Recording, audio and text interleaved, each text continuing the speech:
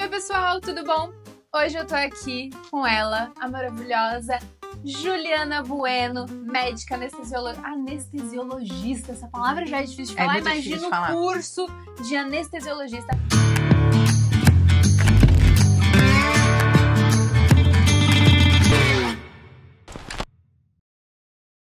Ela é mãe do Kalel, do Max, da Linda e do Café. 4 dogueiros maravilhosos, 3 deles são pitbulls. São 3 adotados. 3 pits, todos resgatados. Todos resgatados, maravilhosos, são os dinossauros. Juliana também é faixa preta no jiu-jitsu, Gracie Jiu-Jitsu, né? Depois a gente vai falar melhor sobre isso, entender qual que é a diferença entre Gracie Jiu-Jitsu e só o jiu-jitsu. Ela é professora de defesa pessoal para mulheres especificamente, né? E também é casada com o Henrique. Essa informação só é importante porque a gente fez todo o buffet do casamento e o bolo do casamento, aquele bolo famoso, vocês adoraram quando eu postei. Então é importante falar que ela é casada com o Henrique porque a gente que fez a comida desse casamento. Foi a única coisa que eu queria no casamento, inclusive, foi isso. Falei, quero buffet vegano. Então vamos lá. Hoje, além de entrevistar essa pessoa maravilhosa, que é minha amiga pessoal. Sorte minha. Uma pessoa que eu amo muito. E não só por ser minha amiga, mas porque é uma pessoa muito interessante, tem muito pra compartilhar com a gente. A gente também vai fazer o que ela pediu, que é um tahine de beterraba, que a gente serve lá no restaurante. E aí eu trouxe essa massinha aqui. Você tinha pedido risone, mas eu vou fazer um... Mas esse eu também gosto. Esse também. Ao molho limone com o nosso tahine de beterraba, enquanto a gente vai conversando. Ó, eu vou preparando aqui, a gente vai fazendo juntas, tá? E eu queria começar te perguntando por que medicina e por que anestesia especificamente? A minha mãe, ela é médica. Certo. Então eu já conhecia a medicina pela minha mãe, que é uma das melhores pessoas do planeta Terra. E eu comecei eu acho que eu sempre quis fazer medicina ou alguma coisa da área da saúde. Desde que você se conhece por gente, você eu quase fiz medicina. Nutrição. Aí uma amiga minha veio fazer uma prova, e aí eu olhei o conteúdo da prova e falei assim, que coisa chata, eu não quero fazer isso. Então, olha, se eu queria uma prova difícil. Chato, nutrição? Não lembro, porque minha amiga, ela ia ter vários alfaces, desculpa, gente, não sei se é assim, mas a minha amiga, ela ia ter essa prova. Só metade. E ela tem que identificar os alfaces, as comidas. Eu falei, não quero fazer isso, eu quero fazer mais. Aí, não sei porque eu botei na cabeça, aí eu fui fazer medicina. E aí, quando eu tava no 5º ano da faculdade, eu entrei querendo fazer cirurgia, desisti no 3º ano, porque eu falei, muito chato, apesar de ser, enfim. E aí, eu não gostei. E aí, no 5º ano, que eu ia fazer cardio, aí eu fiz uma hack. Aí eu fiz uma hack. Aí a hack é pura magia. Quando pra gente que é uma hack, exatamente, porque eu não sabia até onde alguém que eu conheço precisar fazer uma hack. É uma anestesia que pega da cintura pra baixo, assim. E é isso, aí eu faço... Putz, eu amo o que eu faço, eu amo ser anestesista. Eu amo. A gente sabe. Cara, eu acho muito legal. De perto, sabe o quanto você ama, na verdade, tudo que você faz. Eu acho incrível. E qual que é a relação dos seus conhecimentos em medicina com o fato de você ter se tornado vegana? Tem alguma relação? Que a Ju é vegana. Há quanto tempo, Ju?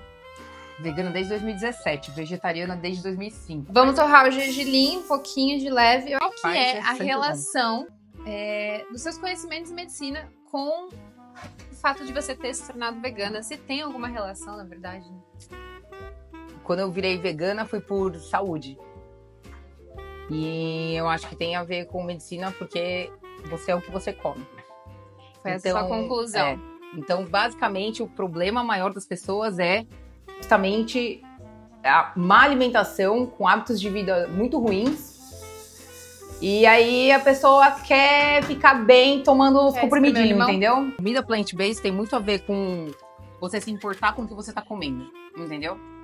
Eu não acho que, nossa, o mundo inteiro tinha que virar vegano. Não? Eu acho que é impossível isso acontecer agora. Mas, se você pode diversificar sua alimentação e consumir muito mais comidas veganas, né? Que seriam leguminosas, muito mais cereais, principalmente os integrais, né? Comer mais salada, mais fruta. Né? É o básico, né? Se todo mundo fizesse o básico, eu acho que as pessoas estariam... Então você acha que a gente não precisa e nem é possível que todo mundo se torne vegano um dia? Você acha que se só as pessoas tiverem mais consciência e elas começarem a se alimentar melhor. Isso vai ser bom pra saúde delas. Elas podem continuar comendo carne, mas elas vão ter uma alimentação mais equilibrada e você acha que tá ok. Eu acho que é baby steps, entendeu? Eu acho que todo mundo chega lá na vida. Inclusive, as pessoas têm a tendência a comer menos origem animal, né? Itens de origem animal ao longo da vida. Sim. Normal, todo mundo diminui isso. Ou não, né? Não, não tô falando de estudo, né? Tô falando do que eu Sim. vejo. Sim. Claramente a quantidade diminui. Eu acho que dentro de A uma pessoa- bolha muito específica da qual a gente faz parte. Eu acho assim, a solução do mundo é essa. Porém, as pessoas são muito egoístas ainda pra pensar na solução do mundo. Então a gente tem que ser baby steps, entendeu? O que a pessoa conseguir fazer pra essa Tá direção, puxa, eu acho o máximo. O meu amigo, que é um carnista, Rubinho, se você estiver vendo isso, essa é pra você. Que é um carnista que me enche o saco. Ele pede pra eu levar legumes agora nos churrascos, que antes não tinham legumes, entendeu? Eu acho que a gente tem essa percepção de que as pessoas estão comendo mais vegetais e que elas estão mudando. Porque a gente que é vegan acaba contaminando pro bem as pessoas, né? A gente acaba apresentando, então, a gente foi no churrasco com os amigos, aí a gente fez aquele legume que ficou maravilhoso, levou um negócio que tava incrível. Tacou limão na cara dos amigos. E aí eles começam a pensar de uma forma diferente. Eu vejo isso com as pessoas ao meu redor também. Mas eu não acho que significa que pessoas que não convivem com pessoas veganas têm essa mesma relação. Ah, isso é. Então você, pessoa vegana, contamine por aí as outras pessoas. Você não precisa chegar, não faça Nunca isso. tequiza. Nunca chega. Nunca tequiza. Ai, você tem que ser vegano. nunca Ai, que tequiza. absurdo esse animal que você tá comendo. Que Ah. horror. Não- Né, Kalel? Não chega pro cara assim, olha o prato dele e fala assim... Entendeu? Não faz isso. Nunca faça isso. É Não faz deselegante, é horrível. É. Chega e fala assim... eu trouxe aqui um tahine de beterraba pra gente. Olha, eu fiz um negócio aqui. Vamos cozinhar junto? Já pensou em escolher um negócio aqui comigo? Sabe, aproxima as pessoas. É muito chato, né? Muito chato. Você... Educa pelo bem. Educa pelo bem que vai dar mais certo. Por isso que vegano tem a fama de ser chato. É. Eu falo, gente, eu não sou uma vegana chata. Eu já chego me desculpando por ser vegana. Falando, eu não sou a chata, tá? Pelas pessoas Eu chatas. juro que eu sou legal. Ó, torrei o gergelim. Tá um cheiro maravilhoso aqui. Agora vamos colocar aqui, ó, no mixer. Já que fica eu já mais- coloquei o alho, ó.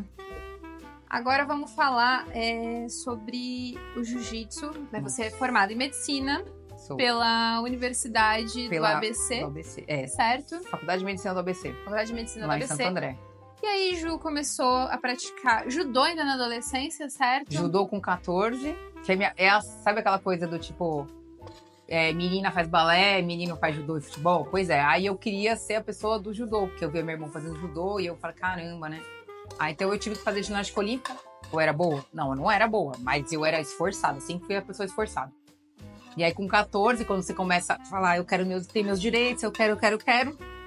Aí eu comecei a fazer judô no clube. Aí quando eu passei fiz um pouquinho de karatê, porque os horários do judô não davam. Aí quando eu tava na faculdade, eu fazia um pouquinho do treino de judô que tinham, mas eles tipo, não eram femininos, não tinha judô feminino na faculdade. E aí quando eu tava no 5º ano, eu comecei a fazer jiu-jitsu. Então, No 5º ano de... foi em 2005, no 5º ano de medicina. Que são 6 anos, né? Vestibular, 6 anos, passa Limãozinho. numa outra prova. Nossa, Brasil. E o cheiro. Ó, vamos bater primeiro esse aqui e depois a gente vai adicionar a beterraba e também a castanha de caju. A gente vai bater mais. Agora a gente vai colocar a nossa beterraba. Ô, deixa eu perguntar, bota ela crua? Beterraba crua. É por isso que ele fica aquele sabor, aquela cor bem viva, sabe? Aí aqui Tem a gente sempre um coloca segredo. Toda pessoa que cozinha a bem castanha tem sempre um de segredo. caju. Não é segredo, eu tô falando. Não, mas, tá vendo? Mas é o que eu tive que perguntar. Senão eu ia falar. Ia aqui eu guardar um segredo aqui, ó. Tá? Não é um segredo. Mentira, porque no Se você canal tá dela falando, não é um segredo. Pode fazer todas as receitas do canal dela que saem perfeitas. Literalmente perfeitas. Inclusive o ragu tá na geladeira. Que eu Ela fiz. fez pro aniversário do marido. O ragu. A pedidos do marido, que é onívoro, tá? Vamos cozinhar a massa e continua me falando da diferença do jiu-jitsu pro só Gracie Jiu-Jitsu. E eu quero saber, além disso, né? Já vamos engatar duas coisas. O que o jiu-jitsu, a prática dele, influencia na sua vida, na tomada de decisões no seu dia a dia? Porque artes marciais, no geral, é uma coisa que muda muito a gente, a nossa consciência, a forma como a gente lida com as coisas. Eu acho que a forma como a gente percebe as coisas e lida com os problemas na vida, né? Eu acho que tem muito disso, não é só uma questão física. Imagina assim, se você sabe se defender, qual seria o pior cenário na vida de uma pessoa? Você tem que lutar até a morte com alguém, né? Você tem que se defender contra alguém. Então, se você se sente capaz de se defender numa situação que é a pior que existe, qualquer outra situação não é a pior que existe. Mas a ideia é essa. Nossa, então... total. Porque, assim, essa é uma percepção que eu tenho da vida de modo geral, assim. Eu já passei por situações muito de perrengue, mas muito perrengue mesmo, coisas muito difíceis. E aí, depois que você passa por coisas muito difíceis e você aprende a lidar com isso, você fala, cara, tudo vai ficar simples agora. E nada vai me abalar tanto. E não é só resiliência que você ganha. Tem tatuado aqui, ó. Mentira, você tem mesmo? Resiliente chupa mundo. Mas a ideia é justamente essa. Você não ganha só resiliência. Quando você ganha maturidade e calma para as coisas, sabe assim? Não. Olha que maravilha. Nossa, tá perfeito. Perfeito na casa da Juliana. Ah, perfeito. E a partir do momento que você aprende a se defender fisicamente de um cenário pior que existe, cara, qualquer outro cenário é tranquilo. Então, eu sou anestesista. Então, eu lido muito com emergência o tempo inteiro. Então, a gente brinca que são 5 minutos de terror. Então, é aqueles 5 minutos que você vai colocar alguém sob anestesia geral, ou você vai despertar essa pessoa, ou você tem uma complicação cirúrgica que você tem que ser muito frio com a forma de pensar. Você tem que ter uma resposta dentro do centro cirúrgico muito rápida. Então, você não pode pensar muito. Você tem que seguir um fluxo de pensamento, um fluxo de raciocínio, porque tempo é coração, tempo é cérebro, tempo tem tudo a ver, então, na verdade, tem né? Tudo a ver. O jiu-jitsu com o que você faz na vida profissional, e você acabou levando o jiu-jitsu pra vida profissional, né? Você é 100%. Professora de defesa pessoal. Como que você arruma tempo, legal. Primeiro, né? E quando a gente gosta, a gente arranja tempo. Sabe? Quando a gente ama, quando a gente é apaixonado por aquilo, quando a gente vê que é importante, a gente arranja tempo para aquilo. E quando eu tive contato, eu tava na faixa azul quando eu tive contato com essa parte de defesa pessoal. Mas a ideia é o seguinte, o jiu-jitsu ele é japonês, que é jiu-jitsu, mas na hora de escrever, escreve jiu-jitsu, né, porque a gente abrasileirou. E quem aprendeu o jiu-jitsu aqui a ponto de espalhar ele, né, de divulgar o jiu-jitsu mesmo no Brasil, foi a família Gracie. Então a família Gracie foi essencial para manter o jiu-jitsu como ele é. Porque senão a gente estaria todo mundo fazendo judô agora. Se não fossem eles para divulgar da forma que eles divulgaram, provavelmente estaria todo mundo fazendo judô e ou pouquíssimos lugares teriam jiu-jitsu. Provavelmente, né? Jiu-jitsu então, é para todo mundo? É 100% para todo mundo. É 100% para todo mundo. O que muda... Porque você tá aí uma mulher jovem, esbelta. Minha tia... Quantos anos a minha tia tinha? 65? 70? Começou a fazer aula de defesa pessoal comigo. Imagina uma pessoa feliz. Porque ela 65 anos? Mas ela já praticava algum esporte? Nada, zero. Inclusive, ela não praticava esportes porque ela achava que ela não era boa em nada. E aí eu mostrei pra ela que no jiu-jitsu você pode ser bom, independente do que você faz, entendeu? Porque não precisa. No de defesa pessoal, né? Que é essa expressão que tem muito mais a ver com defesa, não com ataque, né? Você não vai atacar alguém. Você vai se defender. Então, é muito mais fácil você se defender do que atacar. Pensando que, numa defesa pessoal, você tá se defendendo de alguém muito maior e mais forte, sem regra nenhuma, sem honra nenhuma, né? Não tem respeito, não tem nenhum. Sim. Então, é principalmente pra mulher, né? A gente pensa que vai ser sempre um cara, que é um homem. E já vai ser mais forte. Você hoje só dá aula pra mulheres? Hoje eu só dou aula pra mulheres. Por quê? Porque os homens sabem se virar, né? Eu acho que os homens sabem se virar, né? Assim, eu acho que é mais fácil pro homem se defender. O homem não sai de casa pensando, nossa, putz, graças a Deus que só roubaram meu celular. Entendeu? Pois é, porque quando só roubam a gente, tipo, que bom. Nossa, que bom, só roubaram meu celular. Né? E todas as minhas alunas, as mulheres que eu já conversei, não é um estudo, já tô falando, mas é experimental, né? De observação. Toda mulher fala, eu prefiro tomar um tiro do que ser agredida sexualmente. Então, isso me dá uma coisa que eu falo assim, eu preciso ajudar, porque eu sei ajudar, eu sei a técnica. E aí, quando eu fui lá para os Estados Unidos, eu tive uma aula que o Rorion Gracie pegou o meu amigo numa gravata, meu amigo já era faixa preta, pegou ele numa gravata. Gravata. Criança vai no colo da mãe, gravata, isso é uma gravata. Isso aqui é uma gravata. Criança no colo já sabe da gravata, né? Então, todo mundo e toda briga, quando embolota e não tem nocaute logo, alguém pega alguém numa gravata. É batata. E aí ele pegou esse meu amigo, que já era faixa preta, grandão, pegou assim uma gravata. E falou assim, ó, se me bater e me chutar, me tira daqui. Não tirou. E o Rorion já tinha mais de 60 anos. E não tirou. Aí eu fiquei assim, ó. Gente, mas e agora? E ele fazia assim, meio que pra mostrar que ele poderia bater e não tava batendo. Então, eu me senti, tipo assim, caramba, mas então esse esportivo que eu tô fazendo não vai me servir contra um cara, contra um homem muito maior e mais forte, numa coisa sem regra. Não tem regra.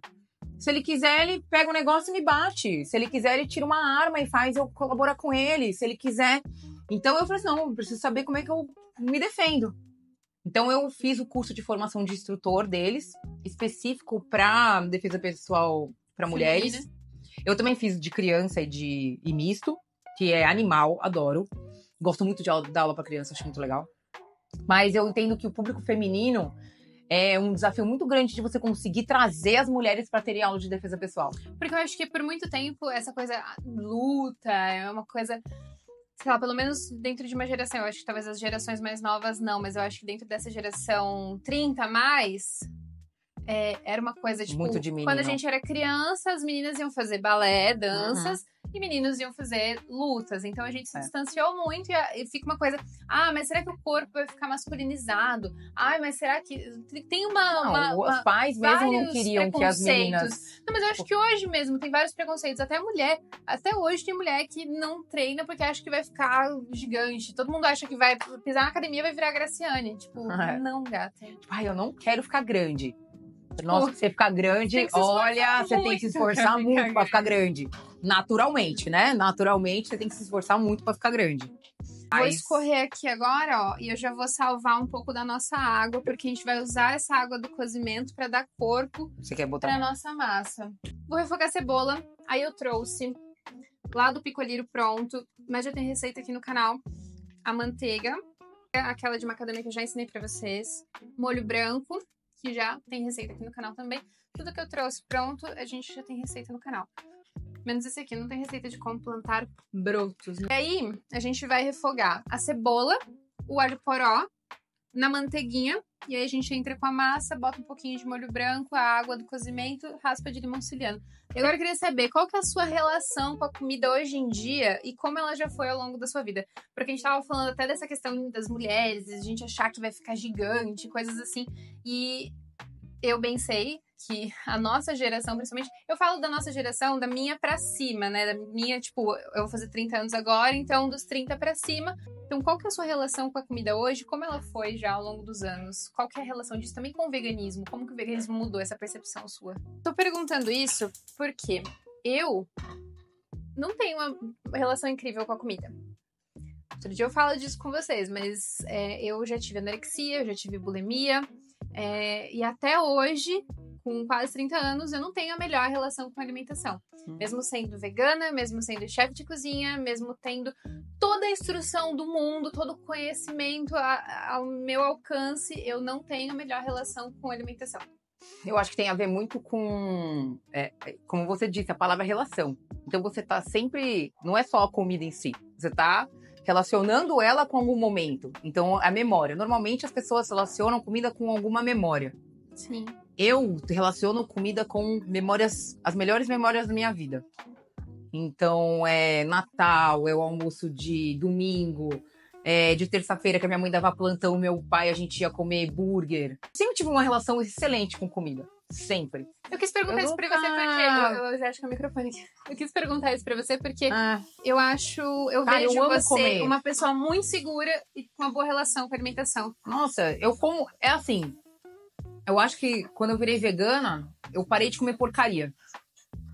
Então, eu acho que essa relação com comida tem que ser prazerosa e você tem que fazer boas escolhas. Obrigada aqui do cozimento. Pra gente colocar aqui na nossa massa. Você acha que praticar esportes muda a sua relação com a alimentação? De um modo geral, assim, que você observa das suas alunas. Olha, eu me sinto com maior vontade de comer comida boa, né? Nossa, total, né? Quando você tá Quando você praticando tá esporte, treinando, você sente muita vontade de comer bem. Porque, sabe por quê? Já é um sacrifício você treinar. Ai, eu amo treinar. A gente sabe que não é bem assim. Então já é um sacrifício você ir treinar, né? Você já tá gastando, já é um esforço. É um esforço seu. Então, poxa, aí você vai comer uma comida ruim, entendeu? Não faz sentido. Amo. Limãozinho, ó, sempre sabe raspar, né? Você vai girando ele pra não pegar a parte branca aqui, ó.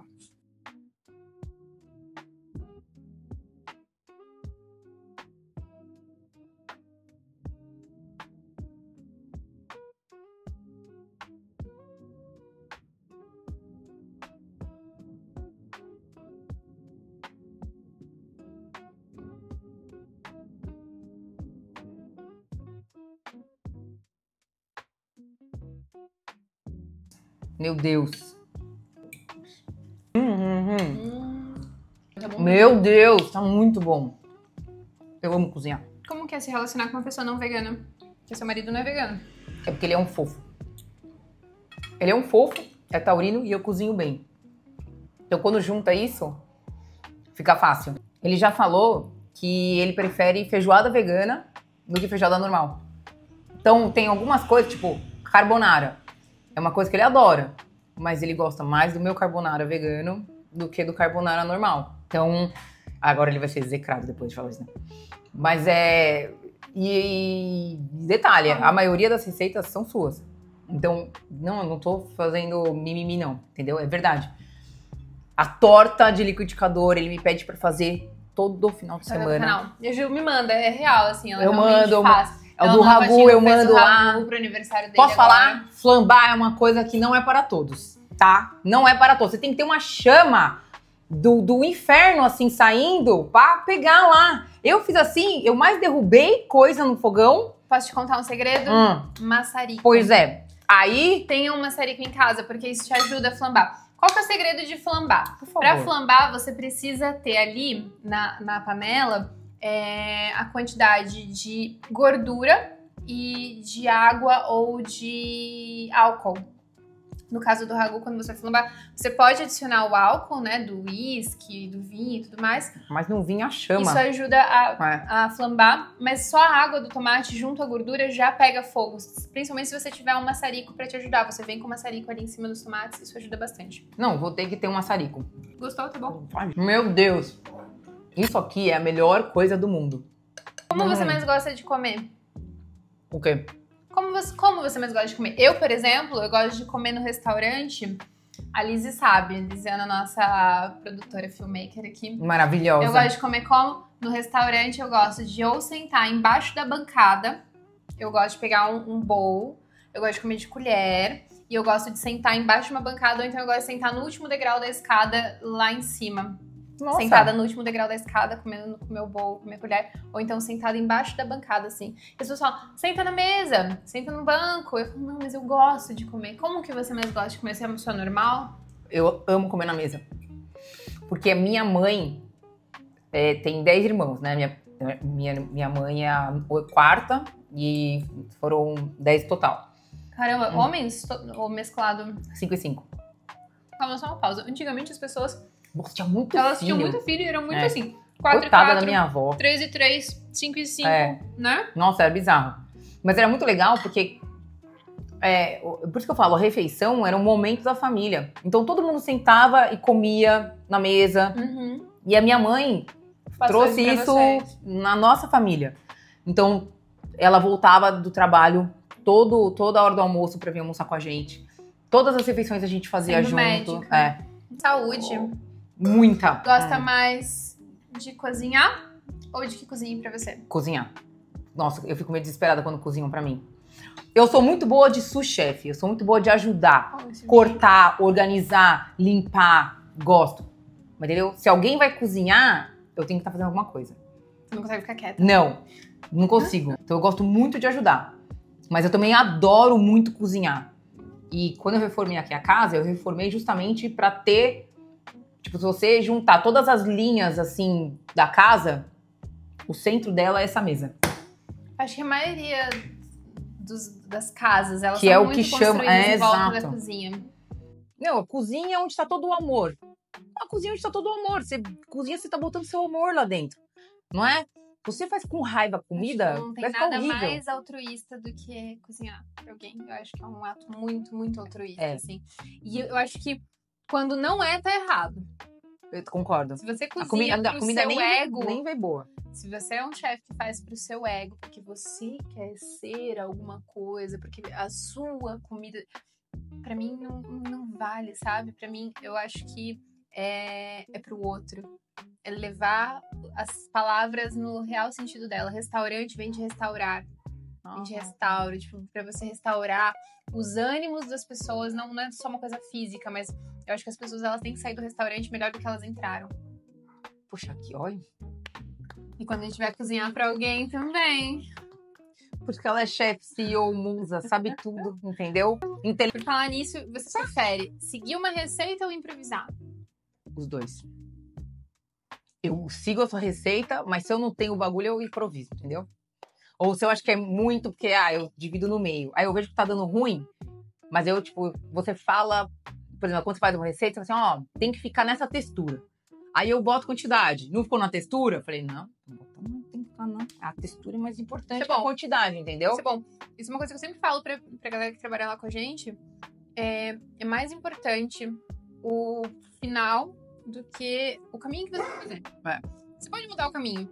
Tipo, pra fazer esse tahine, a beterraba, ela poderia estar mais aguada, ou ela poderia estar mais seca. E aí eu posso colocar um pouco mais de castanha ou de gergelim pra conseguir chegar na textura que eu preciso. Os ingredientes mudam. Tudo muda. Então, uma coisa muito sábia da sua parte. Eu gosto muito, porque a vida é assim. Nossa, agora, calma aí. Agora, né, a vida é assim. A vida é assim. Tem vezes que a gente quer uma coisa muito. E você faz de tudo. E tudo bem, se você deu o seu melhor pra aquilo e aquilo não aconteceu... Ou você precisou de ajuda de alguém, ou você precisou mudar o seu plano. Cara, tudo bem. Entendeu? Tudo bem você precisar mudar. Paralelo, assim. É super paralelo. É super paralelo. Que receita é isso? Você vai fazer. Pô, não tem o limão siciliano. Pô, vê o que mais parece. Não tenho. Então, de vez em quando, não. Improvisação é uma coisa boa, entendeu? Me diz uma coisa. Se você pudesse escolher qualquer pessoa pra cozinhar, uma pessoa viva ou que já morreu, uma pessoa famosa ou não, uma pessoa da sua família, qualquer pessoa mesmo, do mundo. Do mundo inteiro. Pra quem você cozinharia? Minha avó. Ela é viva? Não. Não? Você já cozinhou pra ela? Não, já cozinhei com ela. Cara, minha avó era fodida. Minha avó, a gente fazia... Quantos você tinha quando ela faleceu? Não, foi 4 anos atrás. O que eu tenho com a comida é uma coisa maravilhosa. A gente era momentos. Comida nunca foi uma coisa... Uma obrigação. E nunca foi... eu preciso de um prazer momentâneo, vou lá comer. Não, comida pra mim é uma coisa de família, de juntar a família, de fazer coisas legais. Então, com a minha avó, o bolo de pão de ló dela, que ela fazia. Pô, adorava fazer com ela. O mousse da minha avó, fazia com ela. Qual é o nome dela? Oscarlina. Minha avó era animal. E ela fazia... E coisa de vó, né? Antes de colocar o bolo no forno, a gente tinha que bater 3 vezes lá embaixo. Tinha que ser 3, se não fosse 3, dava errado. Não pode ser 2, não pode ser 4, tinha que ser 3. E ela falava um negocinho, que eu não lembro mais o que ela falava, mas ela falava um negocinho, ela falava baixinho, entendeu? Era só entre ela e tava ela sussurrando com o fermento, né? Tipo, aí ela batia assim... Você der ruim no meu bolo. E ela, agora vai dar certo. Óbvio que dava certo, né? Mas cara, minha avó, se eu pudesse... Eu nem cozinharia pra minha avó. Eu falo assim, vó, o que a gente vai cozinhar? Entendeu? Porque minha avó me ensinou a gostar de cozinhar. Então, putz, era muito legal. E o jeito que ela cuidava do meu avô, inclusive, você não sabe disso, mas o seu capelete em brodo, a primeira vez que eu tomei ele, eu chorei. Por quê? A minha avó sempre fez pro meu avô o capelete de noite. Sempre, sempre. Ah, mas tá 42 graus lá fora. Capelete em brodo no jantar. Aí, sim. Era assim. Não, meu avô amava isso. Meu avô... É lógico, né? Porque ela só enchendo o buchinho. E aí, quando eu virei vegetariana, né? Porque o vegetariano já não tinha mais o capelete. Porque se não é de carne, não existe capelete. Não pode ser de outra coisa. E aí, eu lembro que quando você lançou lá no Piccoli, eu fui comer, cara, gosto igual da minha avó. Igual da minha avó. Eu fiquei muito feliz. O Henrique tava comigo. Eu comecei a chorar. Eu falei, cara, que maravilhoso. Tô comendo capelete igual da minha avó. Pra quem não sabe, esse capelete, ele era Nossa, capelete é muito maravilhoso. Em brodo, mas não era tão brodo, ele era mais creme. Porque aqui no Brasil não tem uma aceitação muito boa pro brodo. Porque o brodo, é só caldo, mesmo, né? É um caldo, muitas vezes translúcido praticamente. É caldo mesmo, é água, é água. E aqui, mesmo fazendo ele de abóbora mais espesso, ainda tinha gente que falava: não acredito que estou vindo num restaurante para comer uma sopa de abóbora, que absurdo. E era maravilhoso. E aí ele era recheado com uma carninha que a gente fazia com tahine. Eu sempre tive uma coisa com tahine, com culinária árabe, sempre gostei muito. Sempre tem alguma coisa no menu que tem essa coisa mais árabe. Tem mesmo. Mediterrânea. Nunca é uma cozinha italiana, mas com muita não, coisa árabe. E tem muito perfeito o sabor. Primeiro que eu acho que é a cozinha mais extraordinária. Pra mim é o berço de toda a cultura e toda a gastronomia. Tudo que existe veio do Oriente Médio, né? Tipo, culturalmente, gastronomicamente, tipo, tempero. Mas enfim, isso é um papo pra gente ter um outro dia. O episódio 2, que daí ela vai fazer só comida. Sabe, se você gostou, já deixa aqui. Pede, por favor, porque eu quero que ela venha mais na minha casa. Pra cozinhar com nós, entendeu? Agora, Ju, vou fazer uma última pergunta pra você. Me dá uma coisa cultural, né? Como eu tava falando agora. A comida italiana, a cozinha italiana, como a gente conhece hoje, ela não é uma coisa que sempre foi assim e sempre vai ser assim. A comida ela é cultural, ela tá registrada em um tempo histórico. Há 1000 anos atrás, se você perguntasse o que era cozinha italiana, não era isso. Não existia nonas fazendo espaguete pomodoro. Não é? E daqui 1000 anos, provavelmente não vai ser nada do que a gente conhece hoje, até porque a gente tem toda essa globalização, muito mais do que tinha 1000 anos atrás. Então, pensando nisso, nessa questão cultural, que preparo, doce ou salgado, prato, qualquer coisa, você colocaria em uma cápsula para o futuro, para daqui 1000 anos as pessoas descobrirem isso e falarem: olha, há 1000 anos atrás, isso era um prato tradicional daquele tempo. Nossa, vocês vão falar que eu sou mal clubista, mas é ridículo. É óbvio que é o espaguete ao sugo. Ou espaguete bolonhesa. Óbvio. Óbvio. É que as pessoas não entendem posso te falar? O meu afeto por esse prato. Posso te falar? Que é um esse prato... Não, calma, posso te falar? Foi o prato que a Roberta, minha primeira entrevistada. Cala a boca, ela falou igual? A Roberta falou espaguete bolonhesa. Não tá combinado, não tá combinado. Eu nem sabia. Olha! Não foi, Lizzy? Foi espaguete bolonhesa, que é o meu prato preferido da vida. Cara, não é clubismo, não é clubismo. Não é, não adianta falar, que loucura. Não quer falar. Não é, juro. Eu espero que o meu preferido próximo convidado não vida. Assista pra saber, porque se for espaguete bolonhesa, eu realmente vou fazer um espaguete bolonhesa, botar numa cápsula, porque daqui 1000 anos as pessoas têm saber que não, é o melhor prato do mundo. Inclusive, quando eu tenho dia ruim no hospital, eu vou no Piccoli e eu peço sempre o rigatone com molho bolonhesa. Não existe melhor. E aí você come, o abraço que vem por dentro, ele sai de você assim, entendeu? Floresce assim, ai, é uma delícia. Aí pega um vinhozinho, o bolonhesinha lá, é isso. Obrigada mesmo por topar. Nossa, obrigada por abrir a sua casa. Ai, meu castelo. O seu castelo, cheio de dinos, que são os dogs. Espero que todo mundo tenha gostado dessa conversa. Quem Essa sabe a gente bagunça. faz a parte 2. Exato. Ó, já deixa o seu like, se inscreve aqui no canal. Deixa seu comentário aqui pra gente. Comentário embaixo. Down below. Deixe seu comentário aqui. E também acompanha a gente lá no Instagram, @CamilePiccoli, @PiccoliCoutinho, @PiccoliDoutilado, @Lisiane Rocha. Tá todos os arrobas aqui. Eu vou deixar o arroba da Ju também, principalmente pra vocês seguirem o Women Empowered. Women Empowered Brasil. Empowered Brasil. Pra gente fazer defesa pessoal, porque Você pode ser aluna é da muito Ju. legal, na boa, Olha, é muito legal. maravilhosa. Eu só tenho Bom, isso a é dizer. que esse é um canal que você pode participar das coisas. Você pode frequentar o Piccoli, você pode ser aluna da Ju. A gente não tá tão distante assim. Então, já acompanha lá todos os arrobas aqui. E vai fazer uma aula experimental com a Ju, quem sabe você não gosta. Já fez. Já fiz, é maravilhoso. Queria ter mais tempo pra fazer sempre. Eu rapto você, a gente faz. Fica tranquilo, tá ótimo. É isso, gente. Muito obrigada. E eu vejo vocês no próximo vídeo.